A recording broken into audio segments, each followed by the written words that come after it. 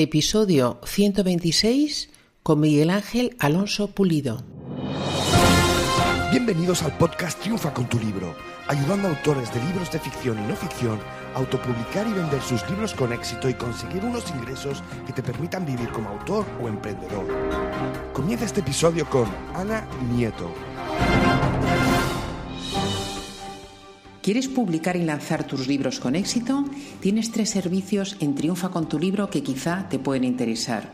Servicios para autores y escritores que quieran maquetar sus libros, necesiten corrección de textos, necesiten diseño de portada y algunos servicios más los tienes y los puedes ver en la web. Segundo, el curso online Triunfa con tu libro en el que ya participan más de 200 autores y escritores. Y en tercer lugar, un servicio de Mentoring Express, un servicio de sesión estratégica online conmigo de 30 minutos. Todo esto lo tienes en la web de Triunfa. Hola, ¿cómo estás, amigo, amiga? Comenzamos el nuevo año en este podcast, comenzamos en 2018 con muchas ganas de estar de nuevo en contacto contigo, con las pilas cargadas después de unos días de vacaciones en mi isla favorita que es Tenerife, aunque llevo unos cuantos días aquí en la oficina, no te creas, haciendo muchas cosas, con muchos proyectos para este año que te voy a ir adelantando a partir del próximo episodio. Pero hoy vamos a comenzar ya. Te voy a presentar a nuestro entrevistado, nuestro invitado de hoy, que es Miguel Ángel Alonso Pulido, que es escritor de ciencia ficción, es bloguero y es periodista, y nos va a hablar de los puntos claves de cómo escribir una historia de ciencia ficción. Realmente vale para casi cualquier historia. Y también tiene un blog muy interesante tocando temas de autopublicación y en general temas de interés para escritores. Entonces nos va a contar también su experiencia, su opinión sobre la autopublicación, dónde ha publicado, dónde publica y algunas otras cuantas cosas de interés. Así que, para entrar así, de lleno, rápidamente, en este año, damos comienzo a la entrevista con Miguel Ángel Alonso Pulido. Hola Miguel Ángel, ¿cómo estás? Hola Ana, buenos días, ¿cómo estás? Bueno, estaba charlando un momentito contigo antes y bueno, está hablando bajito porque estás creo que en Chile, no sé si en Santiago de Chile. En Santiago de Chile, efectivamente, y es una hora demasiado temprana, pero bueno, nada, es un sacrificio que se hace con gusto. Y no quieres despertar a la familia, bueno, pues Miguel Ángel Alonso Pulido es escritor, es editor y es empresario, es escritor de libros de ciencia ficción y sabe mucho sobre el mundillo de la publicación y de la autopublicación.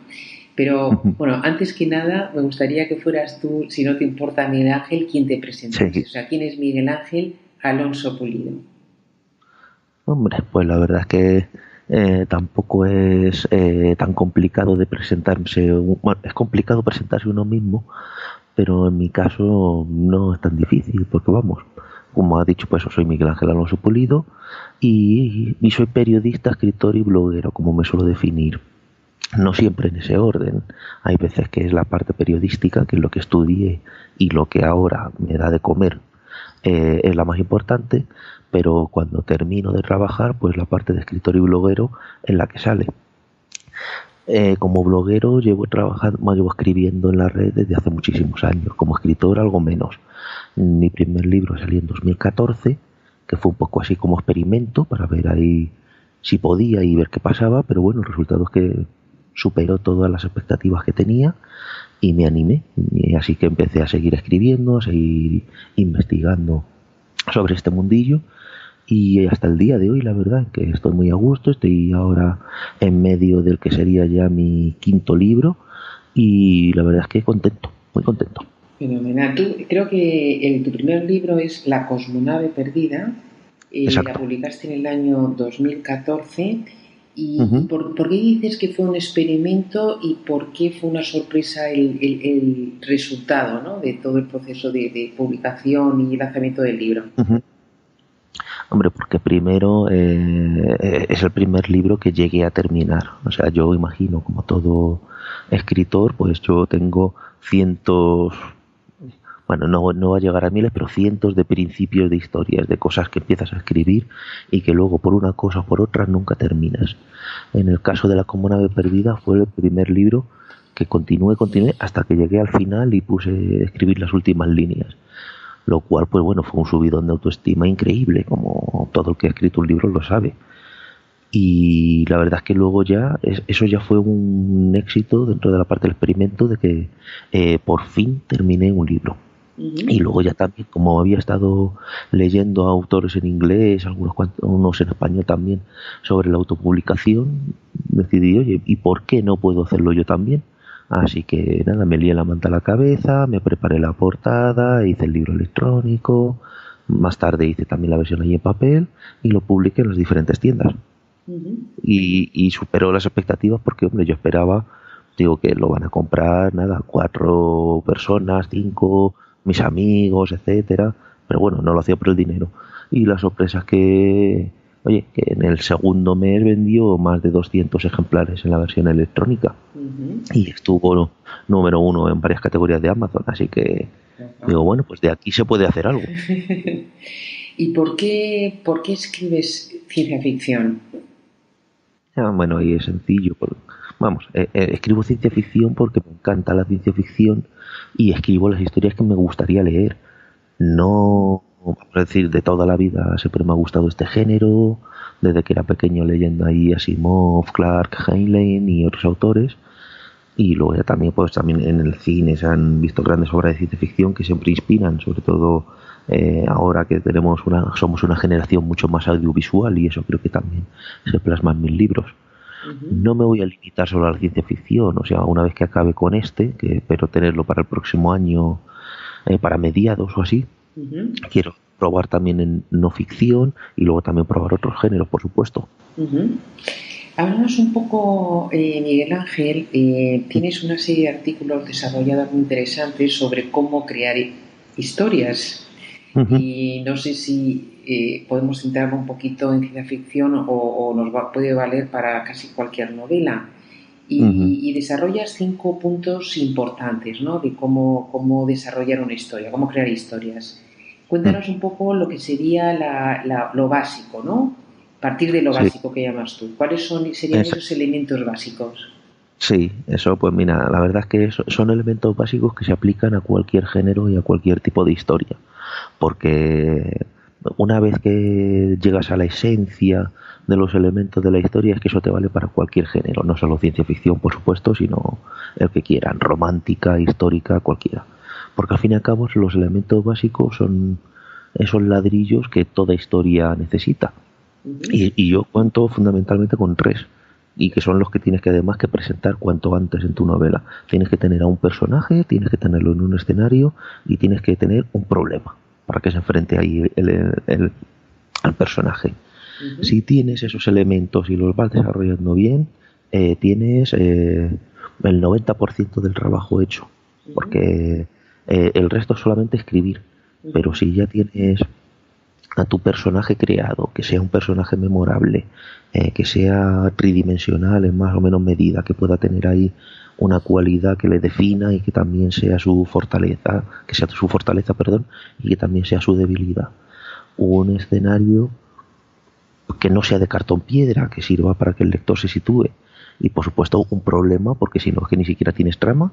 Con todo eso tienes todo lo necesario para poder crear una historia. Vamos a profundizar un poquito en esas 3 partes básicas de cualquier novela, ¿no?, de cualquier historia. Entonces, por ejemplo, en el personaje, que hay un fallo a veces en algunos escritores que acaban historias pero no concluyen el viaje del personaje. ¿Puedes explicar un poquito eso? Sí, es que eso igual.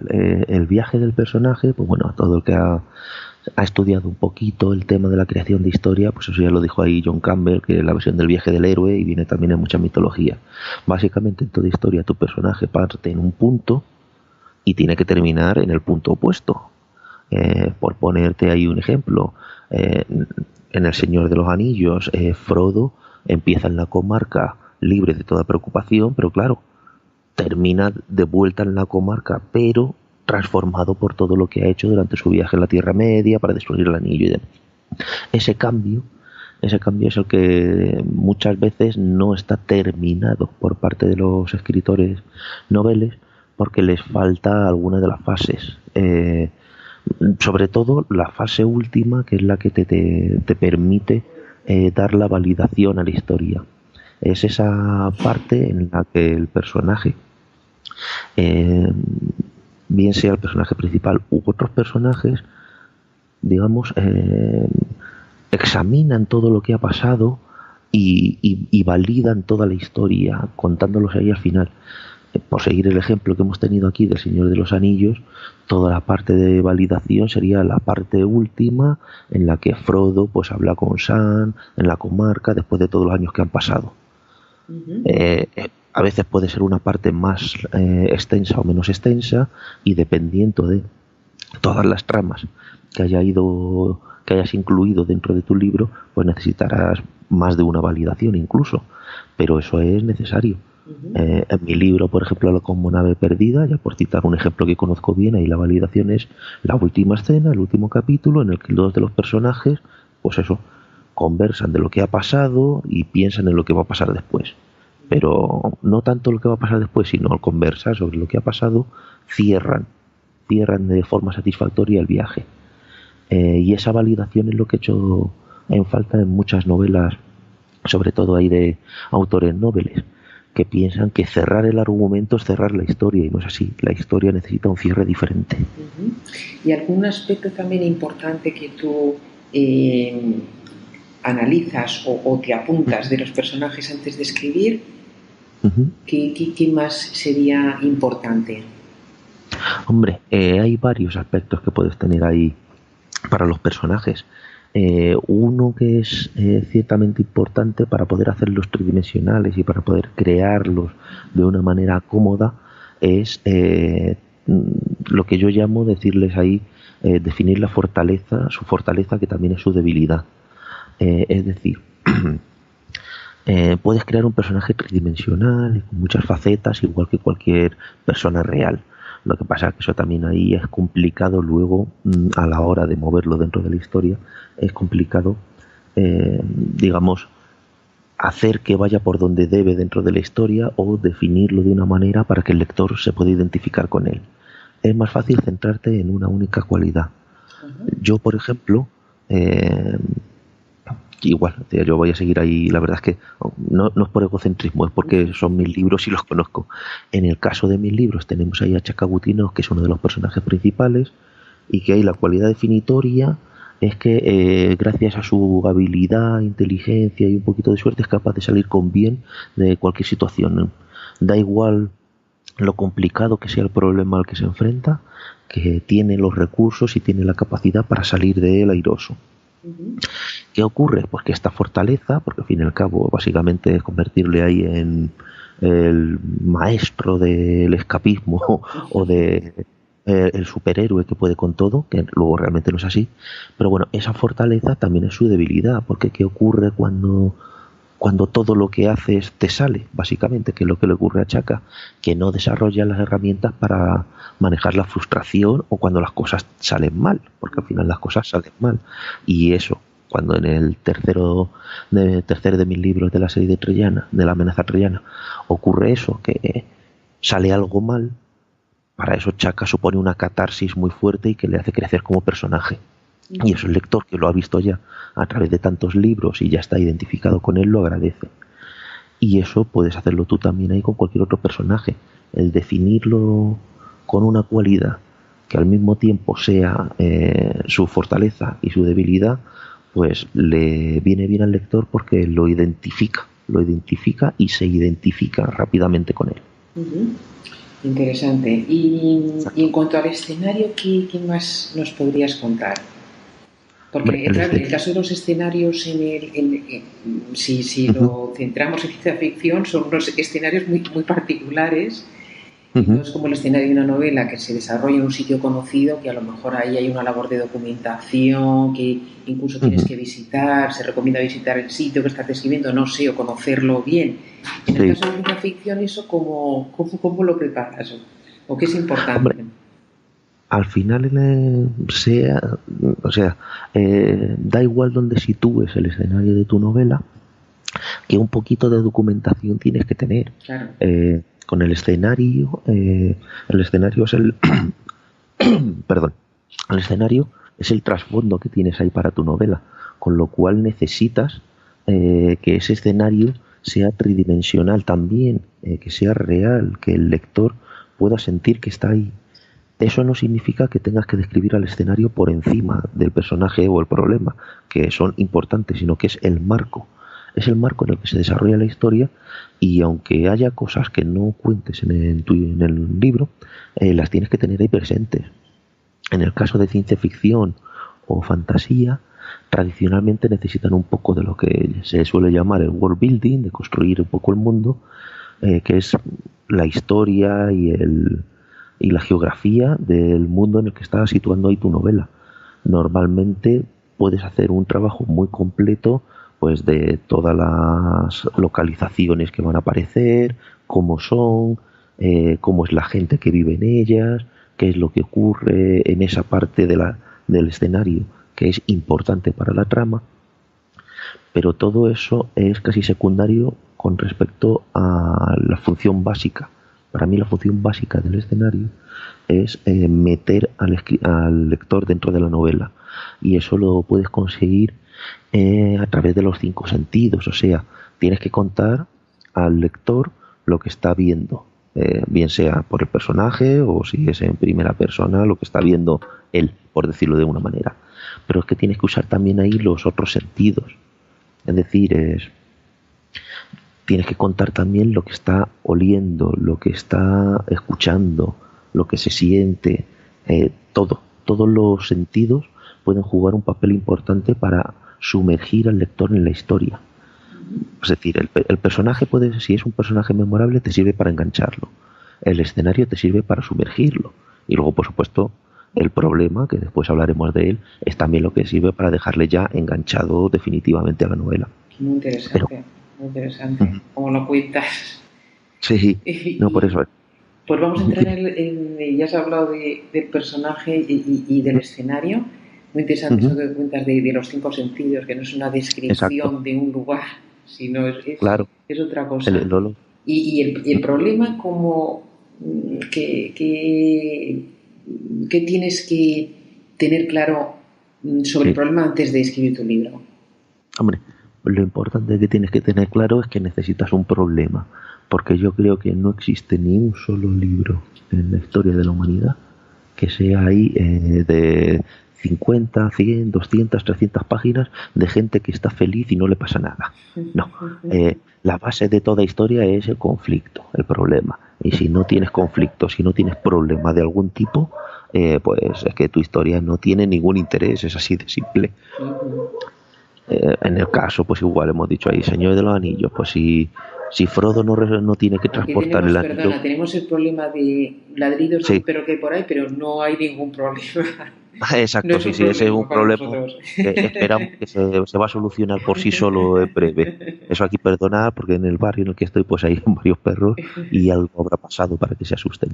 No pasa nada porque se te escucha perfectamente, vale.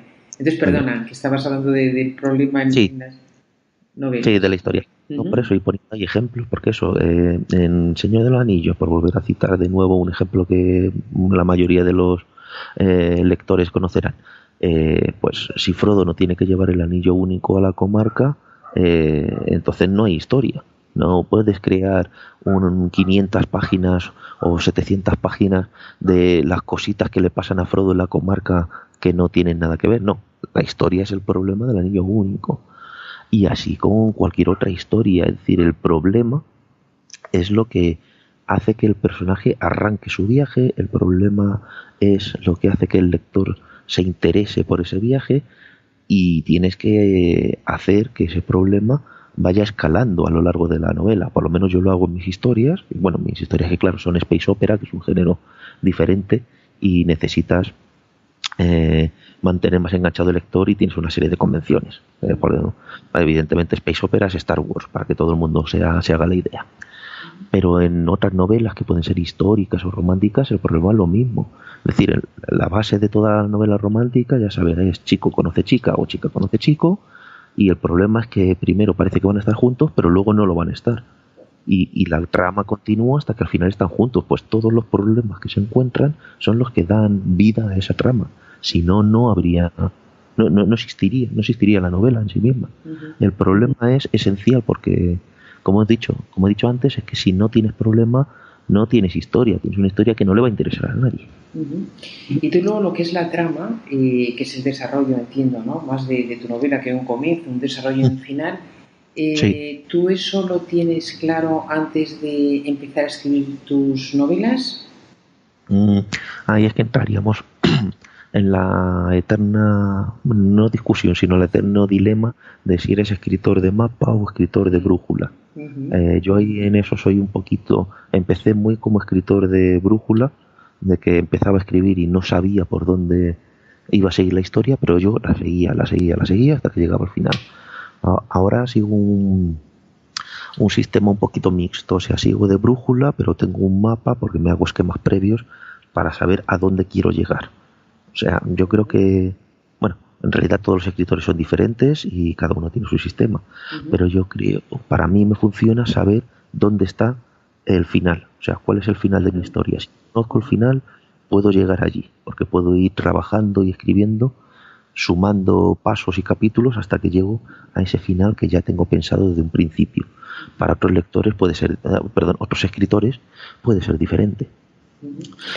Háblame también de un tema que tú hablas en tu blog, que es importante, como quinto punto, ¿no? Hemos hablado del personaje, el escenario, el problema de la trama, y hablas de la validación. ¿Qué es esto de la validación? Sí. Exactamente, sí, no, la validación, pues igual, lo comentamos un poco antes ahí al principio, con el final del viaje del personaje, y es lo mismo igual para ir la historia. Es decir, a todos nos ha ocurrido que hemos leído un libro, hemos visto una película, que nos ha enganchado de manera exagerada, pero cuando llegas al final te quedas, ¿ya? ¿Esto era todo? Le falta algo. Y siempre lo que le falta es eso, es la validación. Porque la validación es el elemento necesario para cerrar la historia. Si no cierras la historia de una manera satisfactoria, el lector no se va a quedar satisfecho, valga la redundancia. Y para cerrarla bien, necesitas una validación. O sea, no basta con que acabe la historia. Continuamos de nuevo con este ejemplo. No basta con que Frodo destruya el anillo. Necesitamos que luego, más adelante, pueda hablar con Sam, conversen sobre todo lo que le han pasado en esa experiencia y que veamos cómo el personaje ha crecido gracias a ella. Ese tipo de validación es lo que necesitan las historias y es lo que los lectores necesitan, aunque no sepan expresarlo quizás de manera consciente.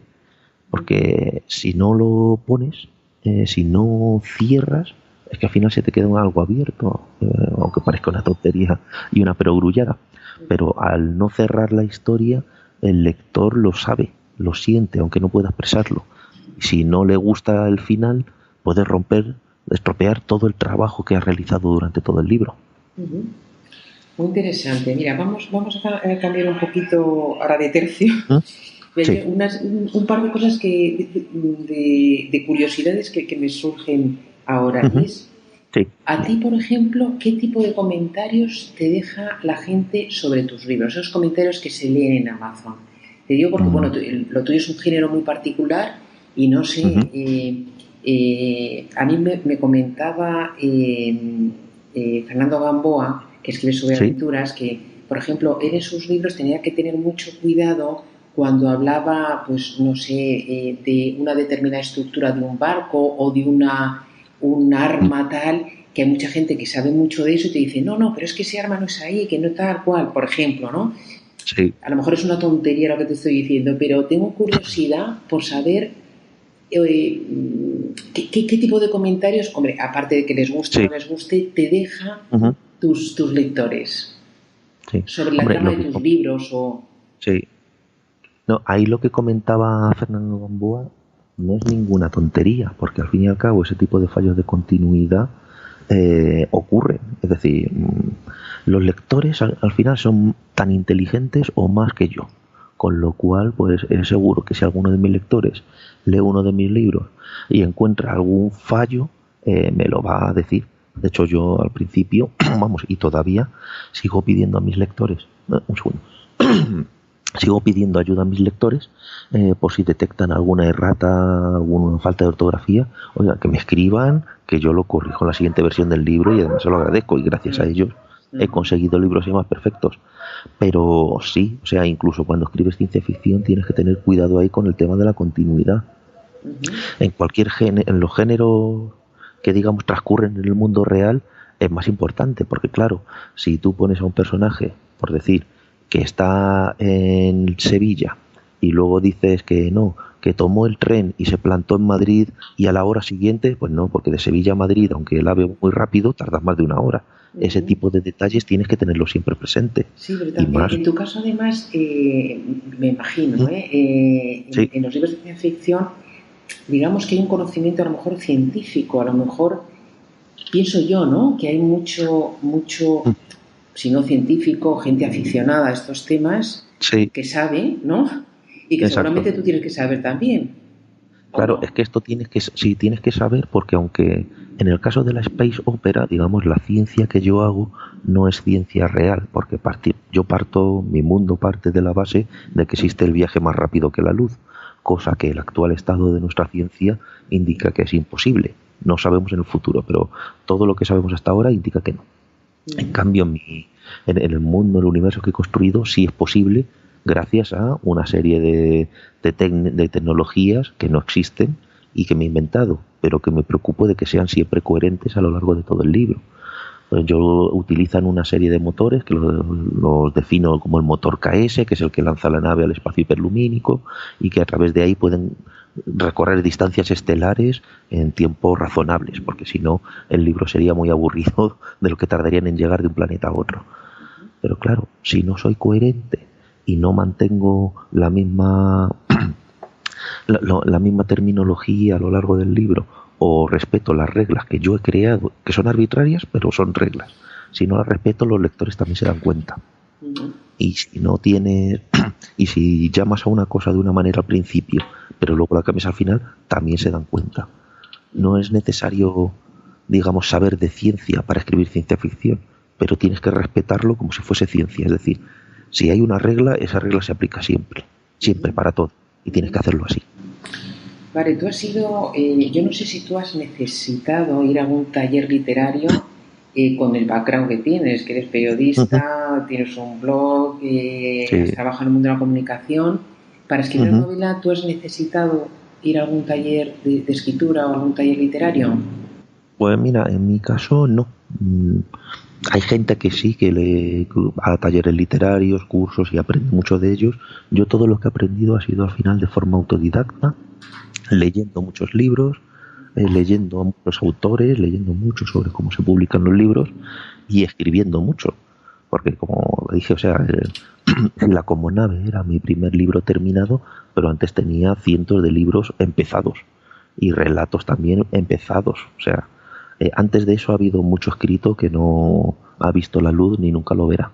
Pero este que fue el primero terminado, el experimento de publicarlo también fue un poco experimento para ver, porque claro, uno lo termina y sí, queda contento, pero al final la prueba es lo que dicen los lectores y los lectores les gustó, así que por eso seguí escribiendo.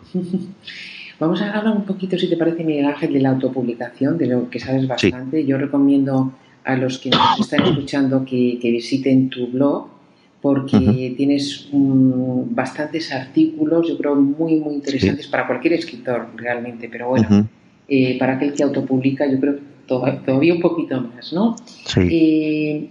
¿Tú por qué te decidiste por la autopublicación y si vas a seguir por esta vía? Yo me decidí por la autopublicación por el sencillo motivo de que era el método más sencillo y que me daba más control. Es decir, yo cuando empecé con esto terminé mi libro y, hombre, la verdad es que siempre lo tenía un poquito en mente como con autopublicarlo, pero cuando ya lo tienes listo dices, bueno, ¿y ahora qué haces? Pues podía haber buscado concursos para presentarlo, podía haber mandado a editoriales, pero claro, eso es un proceso que tarda. Y realmente a mí no me apetecía esperar, porque yo sabía que con un poco de trabajo por mi parte y un par de clics lo tenía publicado, porque es que realmente ya publicar ya no es un trabajo, publicar ya es un botón. Subo un archivo a Amazon o a la tienda que sea electrónica, le doy a publicar y ya está publicado.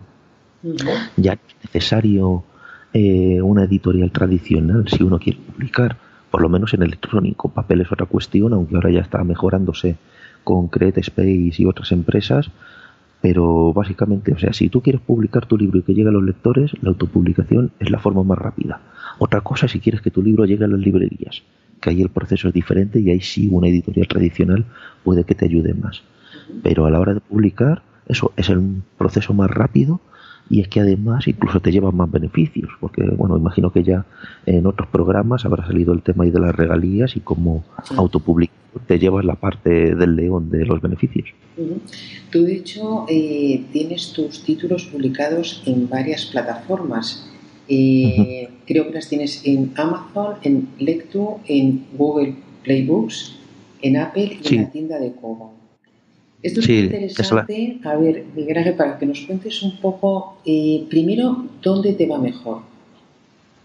Hombre, la tienda que mejor funciona es Amazon, porque al fin y al cabo es la tienda más grande, es la tienda, yo creo que tiene más lectores gracias al ecosistema que ha desarrollado en torno al Kindle, que bueno, ya sabe la gente que el Kindle, además de lector electrónico, es que también puedes comprar libros a través del Kindle, con lo cual lo tienes todo unido en el mismo dispositivo.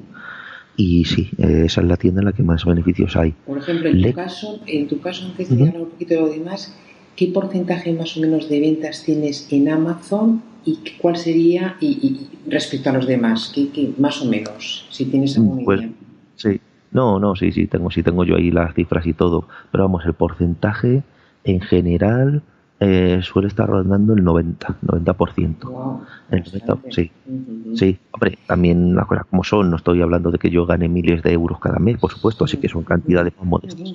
Pero sí, la verdad es que de ahí se lo lleva todo Amazon, que es parte de lo que ahora después cuento, por lo que ahora me he movido hacia Amazon en exclusiva durante un tiempo para hacer la prueba con el Kindle Unlimited, aunque eso no invalida que el resto de tiendas es interesante, Miguel Ángel. O sea, tú antes no estabas en exclusiva, no estabas en el KDP Select, en el Kindle no estabas. Y ahora sí. Exacto. ¿Y has notado diferencia? Vamos a verlo, es decir, en el tema de ventas, del número de ejemplares, no se ha notado tanta la diferencia. De hecho, bueno, en todo caso quizás haya subido un pelín, porque ahora, por lo menos de noviembre, que son los únicos datos que tengo así completos, las ventas de libros se mantienen más o menos en la media de lo que he ido haciendo en los últimos meses. Es decir, que estando solamente en Amazon estoy vendiendo más o menos lo mismo que cuando estaba en todas las plataformas. Donde sí se está notando ahí es en los ingresos, que igual por el tema de Amazon, que paga 2 meses después, todavía no sabré exactamente a cuánto va a ascender la cifra de que me van a pagar por las páginas leídas, pero en los ingresos sí se va a notar la diferencia y posiblemente pueda llegar hasta a doblar los ingresos, que de nuevo estamos hablando de que son ingresos modestos, es decir, yo no gano miles de euros. Cuando lancé mi último libro, Prisioneros del Futuro, pues eso supuso un empuje a todo mi catálogo en todas las tiendas y durante 3 meses estuve sacándome más de 100 y pico euros cada mes, cosa que entonces para mí era el récord. Espero superarlo en este próximo año, pero que los lectores que nos escuchan sepan eso, que no estamos hablando de cifras millonarias, ojalá. O sea que has dejado de vender en digital en todas estas plataformas en las que antes sí que estabas, Lectu, Google Books, Apple. Exacto. Y Kobo. Exactamente, sí. Y lo he hecho para probar el tema del Kindle Unlimited y el KDP Select y ver si económicamente me compensa. Porque al fin y al cabo esto se reduce a... O sea, yo siempre he sido partidario de estar en la mayor cantidad de tiendas posible para que los lectores puedan encontrarte. Porque al final los lectores están en todas partes. Y yo sé de lectores que si me han comprado es, por ejemplo, porque estoy en Lectu. O porque me han comprado porque estoy en Google o en Apple. Pero claro, al final es que luego esto también es un negocio. Y tengo que valorar, después de la experiencia que han tenido otros colegas escritores, que les va bien en el KDP Select, o sea, bien dentro de la escala que estamos hablando. No, todavía no llego a vivir de esto, ojalá, y es mi aspiración en el futuro, pero hombre, gracias a los libros me pago todos los dominios de mis webs, me pago todos los libros precisamente que me compro en Amazon y otros cuantos caprichos que se da uno. Así que me interesa también tener ahí un poquito de capital que llegue. ¿Sabes a la conclusión que he llegado yo? Que no sé si estarás de acuerdo conmigo.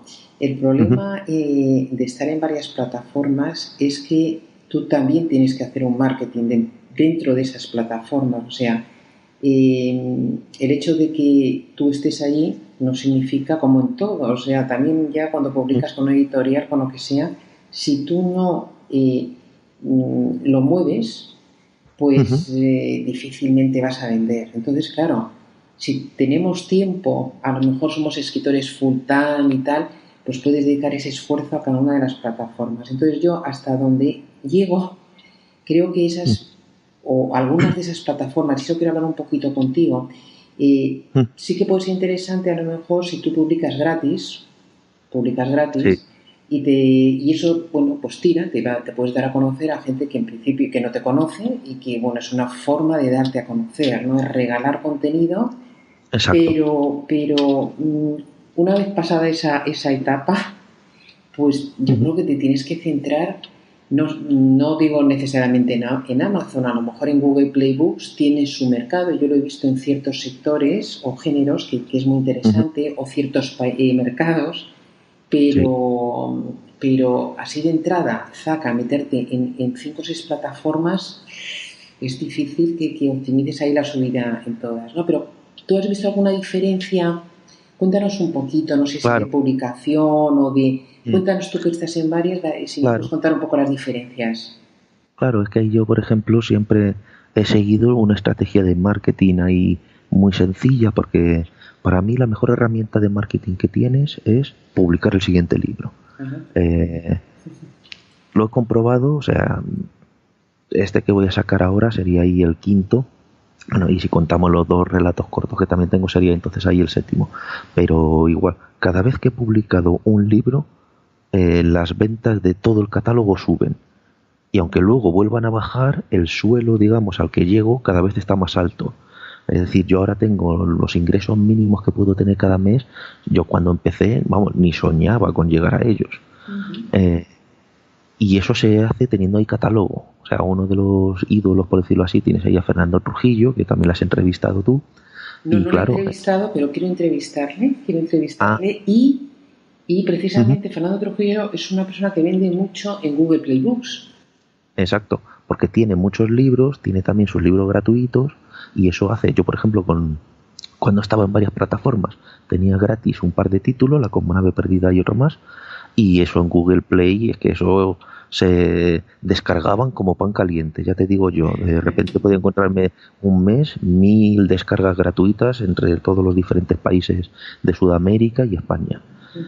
La cuestión es que luego esas descargas, a la hora de traducirse en ventas, no era una traducción directa, pero bueno, eran oportunidades para que la gente te comprase y se iban comprando los libros también, es decir, no solo se vendía en Amazon, sino que también vendía en el resto de plataformas.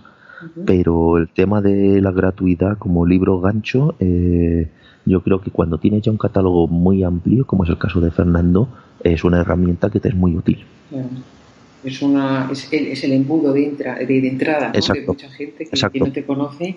Y a nivel de publicación, de publicar en estas plataformas, ¿es parecido o hay alguna que es más complicada que otras? Yo diría que es parecido, cada una tiene sus pros y sus contras. En el caso de Apple, por ejemplo, es que necesitas, para poder subir los archivos, necesitas tener un Mac. Sí, porque ellos tienen su plataforma, su sistema, todo suyo. Pero bueno, lo puedes solucionar con yo que no tengo, por ejemplo, un Mac, lo puedes solucionar con opciones online como Mac in Cloud u otras. O simplemente pidiendo a un amigo que tenga Mac que te lo suba. Y Google pues es un poquito más complicada porque también es un sistema diferente, pero no hay ninguna excesivamente más complicada que otra. Y Lectu, que es una plataforma que probablemente mucha gente no conozca tanto, ¿qué nos puedes contar de Lectu? ¿Por qué lo subiste allí? Lecto, aparte de que primero es una plataforma española, con lo cual hay que darles todo el apoyo que se pueda, es una plataforma también que en este sentido es incluso más sencilla y te da más posibilidades. Yo no llegué a usarlo para poder unificar precios en todas las plataformas, pero tiene posibilidades de pago social, es decir, de que la gente se descargue tu libro y te lo pague con un tweet, de que paguen lo que quieran, de hacer avances, y avances más que Amazon. En Amazon, por ejemplo, lo que tienes es que el avance es más o menos el 10%, creo que es el 10% de tu libro, que es el hecho un vistazo y que pueden verlo los lectores. Pero en Lectu no, que el Lectu es que puedes colgar un avance aparte, y yo tenía un avance aparte en PDF y EPUB de mis libros, que el lector que quisiera lo podía descargar, o la portada en alta resolución, ahí como un extra también. Y aparte que puedes publicar muchas más cosas, puedes publicar podcasts, puedes publicar, hay juegos de rol, hay muchísimas cosas ahí publicadas en Lectu que merecen mucho la pena. Interesante. ¿Y qué porcentaje puedes vender tú en digital y en papel? Pues mira, la verdad es que igual, si antes decía que Bueno, pues Amazon es más o menos 90, sí, el papel, al contrario, electrónico es la parte del león. O sea, el electrónico puede ser el 90 y mucho por ciento de las unidades que vendo. 90 y pico, vale.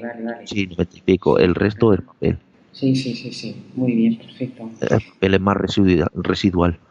Pero hay que tenerlo, aunque solamente sea para que cuando uno ve la página vea precio Kindle, precio tapa blanda, pero yo soy partidario de que hay que sacar los libros en papel también, porque hay lectores que es que les gusta el papel y no los puedes despreciar. Sí. Muy bien, Miguel Ángel, pues vamos a ir a la última parte de la entrevista. Sí. La sección de favoritos. Cuéntanos cuál es tu libro favorito. Pues mira, aquí ahora no va a ser ningún secreto porque de hecho lo he citado varias veces a lo largo de la entrevista. Estamos hablando del Señor de los Anillos y por muchas cosas, pero en este caso y por lo que yo lo recomiendo a todo el mundo es porque es el libro que te hace sentir esa maravilla de sumergirte en un mundo diferente y vivir otras vidas. Yo cuando lo leí de pequeño pues igual también me pareció ahí maravilloso porque claro, te sumerges de tal manera que es que parece que lo estás viviendo. Y con El Señor de los Anillos es un ejemplo de libro, nunca mejor dicho, de eso, de sumergirte en la historia y de tener una historia maravillosa, aparte de todo lo que significa de construcción de mundos, todo lo que significa de la trama del viaje del héroe y también de todo lo que ha significado como el libro que dio nacimiento a todo un género, que es el de la fantasía. Por todo eso yo creo que es un libro que merece la pena leer. ¿Y cuál sería o cuál es tu herramienta digital favorita? Bueno, aquí no creo que tampoco sea ningún secreto porque de hecho he escrito mucho sobre ella en el blog y estoy haciendo una especie de manual online, es Scrivener.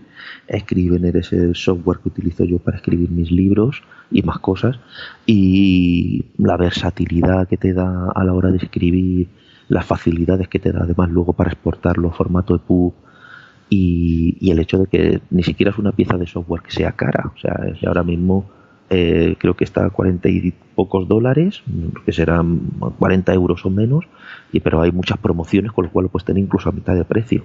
Yo creo que cualquier escritor debería probar Scrivener y salir del Word. Solamente el hecho de poder escribir de manera no lineal, es decir, que si hoy en vez de escribir empezar por el capítulo 1, seguir por el 2, 3, 4, 5, pues no, ahora si quieres voy a escribir primero el último capítulo, uno en medio y luego lo voy uniendo. Lo puedes hacer así si quieres. Y además te da muchas facilidades para exportarlo de EPUB, que hoy en día es esencial para un escritor. Eso se merecería dedicarle un episodio completo. A mí me encantaría, si te animas tú más adelante, a dedicarle un episodio a Scrivener. Bueno, y por último, ¿cuál sería tu cita favorita? Pues mira, y además también relacionada con el tema de la autopublicación, aunque bueno, si quieres también lo puedes aplicar a la vida en general. Es de Joe Conrad, un autor estadounidense, también uno de los pioneros de la autopublicación. Vamos, yo se la atribuyo a él, pero seguro que, es decir, no sé si será original suya o de otra persona, pero es que es la frase que tengo siempre en mente. Esto es una maratón, esto no es un sprint. O sea, aquí no tienes que pensar nunca a corto plazo, esto es largo plazo. No lo que vas a hacer este mes, sino lo que vas a hacer de aquí a 1 año, 2 años, 5 años y básicamente el resto de tu carrera. porque cuando empiezas a pensar a largo plazo, entonces te planteas las cosas de otra manera, no te apresuras tanto ni te quemas tanto. Y creo que eso lo tienen que hacer muchos escritores, bueno, y muchas personas en general. O sea, si yo planeo seguir escribiendo durante mucho tiempo, así que no necesito tener que hacerlo todo, por ejemplo, antes de que acabe el año, que aparte queda poquito. Y hay que correr todos los días, ¿no? Y lo bueno de eso es que todo ese entrenamiento es semillas que van germinando, ¿no? Y eso ahí se queda. Efectivamente, sí. Y todo lo que has hecho está ahí detrás de ti, aunque no lo parezca, y todo eso se va acumulando. Y por eso cada vez que haces algo, ya no partes de cero, sino partes un poquito más arriba, efectivamente. Sí. Muy bien, Miguel Ángel, pues un placer que hayas compartido todos tus conocimientos el placer ha sido mío. Con nosotros. Muchas gracias y perdona el madrugón, y además que estamos hablando ahí bajito para no despertar, me imagino, que tu familia. Exacto, sí. Y bueno, pues nada, que tengas, como ya a esta época del año, esta entrevista se emitirá ya en enero, pero todavía nosotros no hemos acabado el año, así que tengas unas felices fiestas. Además en Chile ahí estáis en Magacorta, que hace un frío que te mueres. Exactamente, sí, yo estoy aquí, bueno, ahora no, porque ya a estas horas todavía está fresquito, pero dentro de nada ya empezará el calor. Bueno, Miguel Ángel, pues muchísimas gracias y un abrazo desde Madrid. Muchísimas gracias a ti, Ana, un abrazo para ti y para todos los que nos escuchan. Muchas gracias. Visita la web triunfacontulibro.com, donde encontrarás los enlaces a este episodio y otros contenidos de interés para autores y escritores.